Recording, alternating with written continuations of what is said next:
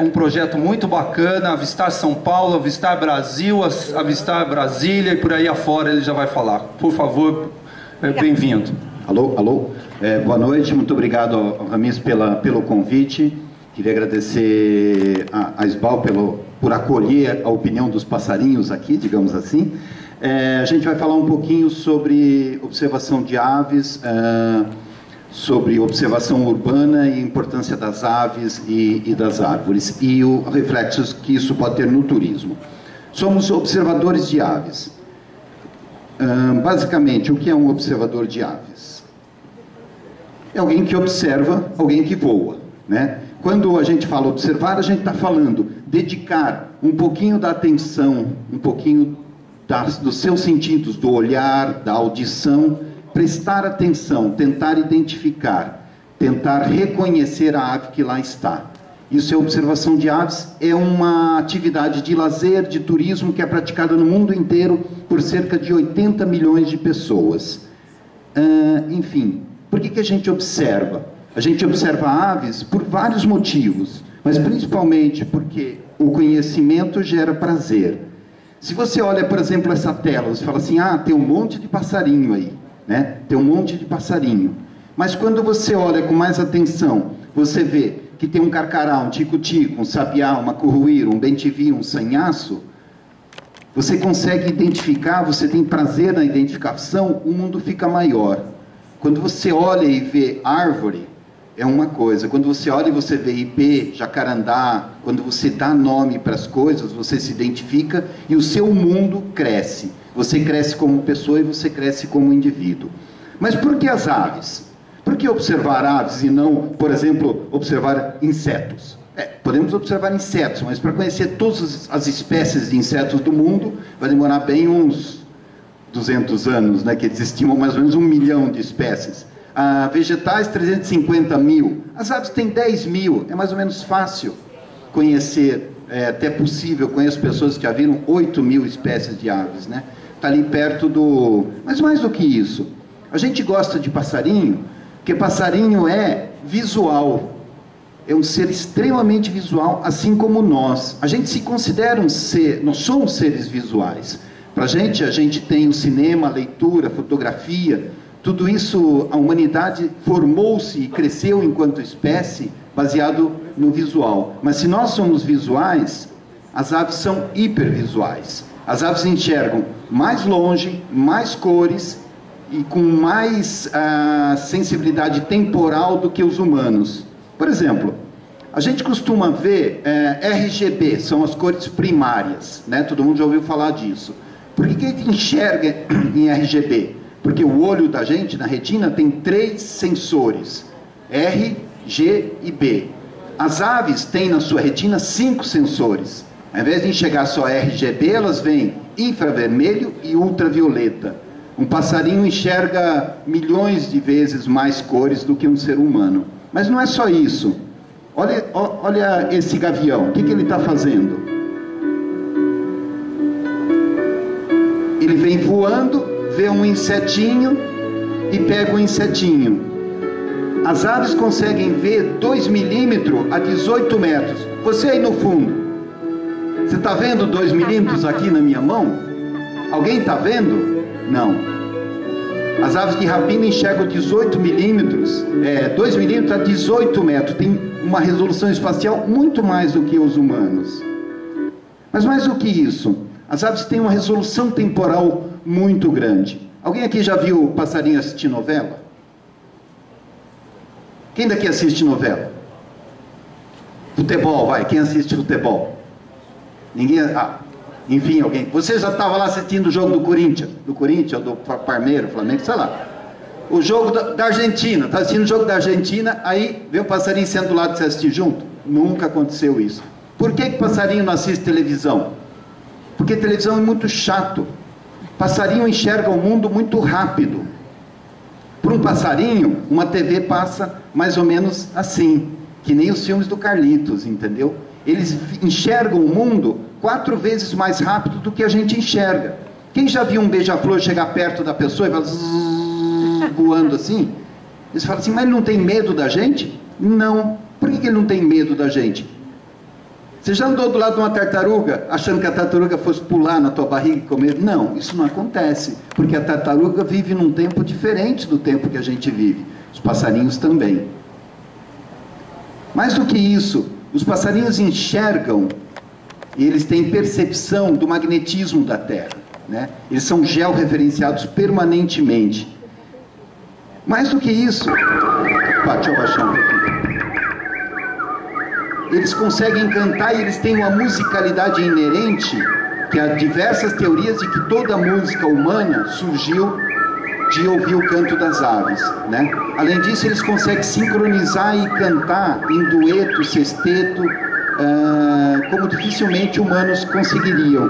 Por exemplo, diz que os passarinhos, o macho canta e a fêmea para, aí a fêmea canta e o macho para. Quem já viu isso acontecer em casa, marido e mulher discutindo? Porque não sei o que, o marido para, a mulher fala, não, a gente fala tudo junto. Passarinho é assim normalmente. Eles são também muito inteligentes. Olha só, os corvos no Japão, que vivem dentro da cidade, eles perceberam que eles jogavam a nozinha lá para quebrar, mas a noz não quebrava. Aí eles começaram a jogar no meio da rua. Para quê? Para o carro passar e quebrar a noz. Um passa, quebrou a noz. Aí ele fica lá em cima, esperando para pegar. Mas a hora que ele vai atravessar a rua, o que que acontece? Está cheio de carro, ele não consegue. Então, esse aconteceu no Japão, tudo bem, é um corvo japonês, ele descobriu que podia fazer o quê? Ele podia soltar a noz na faixa de pedestre. E aí o que que acontece? O carro passa, né, ele fica esperando calmamente, tarará, tarará, passa o busão, pá, quebrou a noz. Passarinho desce, fica esperando lá, passa um carro, passa o outro, nem que abriu o sinal, abre o sinal. E que abriu o sinal, as pessoas vão e o passarinho vai. A gente observa passarinho porque eles são inteligentes e sabem voar. É por isso. Passarinho é inteligente e sabe voar. Se a cidade não tem árvore, não tem passarinho. A gente pode falar o que for do ponto de vista de infraestrutura, pode falar o que for do ponto de vista de lógica, de engenharia. Para mim, se uma cidade não tem passarinho, é uma cidade doente. Porque o passarinho não é bobo. A gente mostrou que ele é inteligente. Se ele é inteligente e tem asa, ele vai embora. São os maiores indicadores ambientais que tem. Mas passarinho é também bom negócio.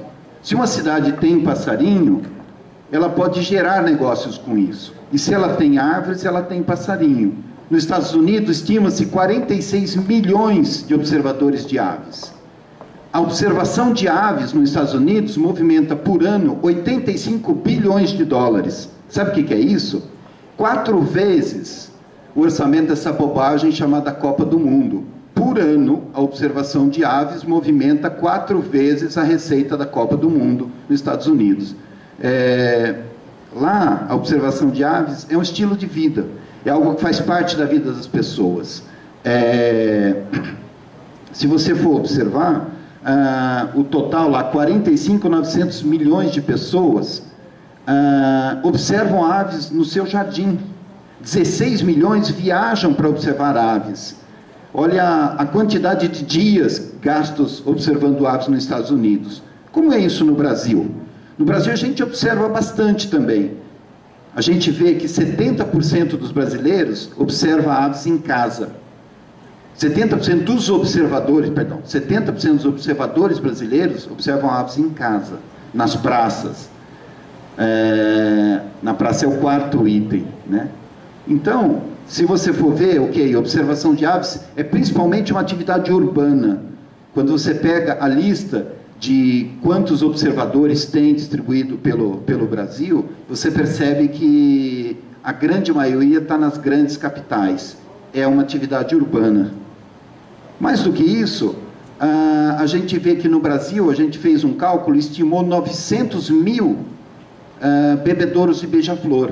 Então, é quase 1 milhão de pessoas que podem ser considerados observadores de aves no Brasil e que dependem de uma cidade saudável e gostam de ter uma cidade saudável com árvores. Em cidades onde você tem uma saúde da cidade, você tem observadores urbanos. Esse é o David Lindell, ele é um inglês que observa aves nas capitais do mundo. Isso pode parecer bobagem, mas, por exemplo, no Parque da Pampulha, na Lagoa da Pampulha, em Belo Horizonte, recentemente pousou uma ave, esse maçariquinho que está aí, nunca tinha sido visto no Brasil. Teve milhares de turistas que foram lá só para ver esse passarinho. Então, isso está crescendo cada vez mais. Esse aqui é um outro exemplo. No ano passado, a gente fez uma comemoração do Dia do Observador de Aves e fomos observar aves no Parque Trianon, em São Paulo. Quem conhece o Parque Trianon na Avenida Paulista, né? E qual não foi a surpresa? Lá encontramos cerca de 22 espécies diferentes de aves dentro do Parque Trianon, em São Paulo, né? Enfim, aqui tem um bom exemplo, é um filminho, vou passar para vocês. Essa equipe de biólogos percorre a cidade atrás que mostra um pouquinho Campo Grande, reservas urbanas, quintais e até nas avenidas movimentadas. Significa que a gente já tem um ambiente de qualidade que consegue ter alimento para animais silvestres e a boa convivência para o homem. Dá trabalho monitorar a reprodução. O esforço atrai curiosos e vale a pena. Esse ano, os pesquisadores já identificaram na cidade de Campo Grande 27 ninhos de arara canindé. A arara sempre volta para a mesma árvore para botar os ovos. E da postura até o filhote crescer e voar, são 3 meses de cuidados intensivos. E essa ajuda da população, cuidando dos ninhos, é fundamental para proteger as araras. A palmeira morreu. A caixa instalada é para o casal continuar botando os ovos aqui. Mesmo a árvore morta é importante. O alvoroço começa cedo. Tem que se lembrar disso. Que horas mais ou menos? 5 e pouco. Meu quarto é bem aqui, então é possível escutar bem cedo. Mas não atrapalha? Nada, é maravilhoso. Daqui uns 15, 20 dias no máximo ele vai estar voando. Que bom saber, porque eu estava preocupado. O Wilson é outro vigia de arara. Não deixamos nem gavião chegar perto aí. Já são mais de 100 araras canindé voando livres em Campo Grande. 40 filhotes nascidos só esse ano. Os pingos de azul e amarelo que enfeitam o céu da cidade são a prova de que é possível conciliar preservação com o crescimento urbano.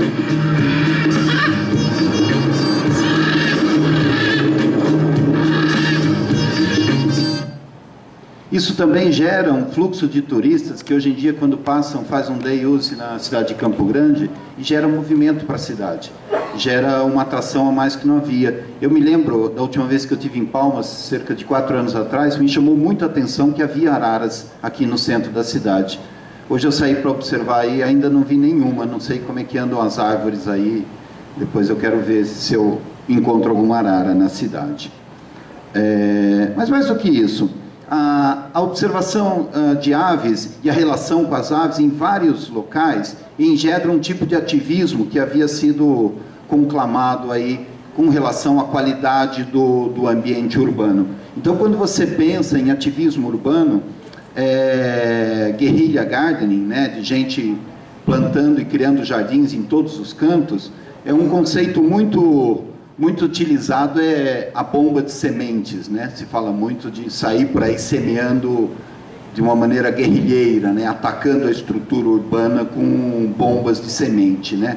Isso, em vários locais, esse ativismo tem surgido e, recentemente, a gente teve um caso muito interessante em São Paulo, que foi ligado a esse evento, quando alguém publicou uma matéria na Folha de São Paulo dizendo que o canto do sabiá laranjeira incomodava os paulistanos, né? E teve uma grande revolta popular contra isso e surgiu um movimento nas redes sociais que conclamou as pessoas a 3 horas da manhã ir para a janela dos seus apartamentos e botar o sabiá cantando, né? Botar o sabiá cantando, né? Então a gente pôde ver em toda a cidade, milhares de pessoas foram lá imitando o sabiá num protesto contra os chatos que não gostam do sabiá, né? Isso lembrou um outro ponto que É um outro meme que surgiu nessa comunicação, lançado pelos observadores de aves, que é: bomba de semente é titica de passarinho, porque todo mundo que lida com a arborização urbana sabe que espécies, por exemplo, como a erva de passarinho, como a figueira branca, se a arborização não planeja alimento para os passarinhos, eles vão lá e cagam em cima e botam a sua sementinha lá para nascer. Eles não são bobos, né? A erva de passarinho é uma prova disso. As pessoas entendem como praga, mas na verdade ele é restaurante para passarinho. E se você observar, né, isso aqui é mais ou menos um mapa da distribuição das fotos de aves no Brasil, você vê que as pessoas estão em cima, estão preocupadas com isso.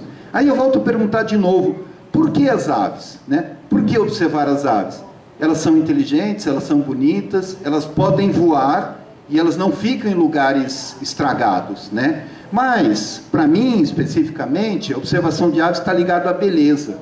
Em poucos outros seres da natureza, a questão da beleza teve, e quando se pensa em arborização tem que se pensar em beleza, em poucas classes de animais, a beleza teve um papel evolutivo tão forte. Quem sabe o que está acontecendo nessa foto? Alguém tem ideia do que está acontecendo aí?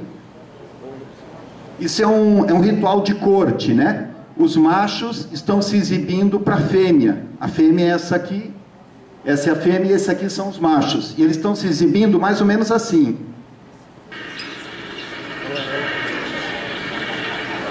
Isso é a corte do tangará dançarino, né? Isso acontece nas matas brasileiras. O homem é bobo mesmo, olha só como fica se exibindo para as fêmeas, né? Então, a gente aprende muito olhando os passarinhos, né? E uma coisa que eu aprendi com os passarinhos é que se a evolução deles foi pautada pela estética, e se a gente pensa que isso é comprovado, que os dinossauros, aqueles seres pesados, cascudos, feios, ameaçadores, se eles é que, mediante o cataclisma que foi o meteorito, né? Se no seu momento de crise, os dinossauros pesados, feios, sujos e malvados conseguiram evoluir e virar os passarinhos, né? Então a gente tem que observar os passarinhos, porque isso dá alguma esperança para a humanidade. Então, fico aqui, é isso que eu tinha a dizer para vocês.